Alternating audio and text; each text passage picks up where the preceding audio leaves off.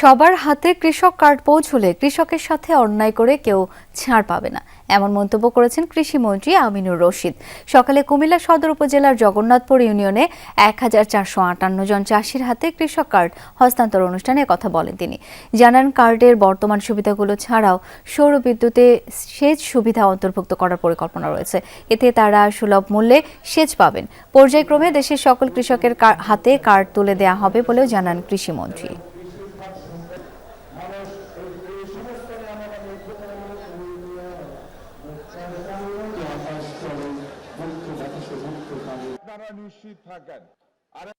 কৃষকের উপরে কোন রকম কোনো অন্যায় করে কেউ ছাড় পাবে না, এ ব্যাপারে আপনারা নিশ্চিত থাকেন।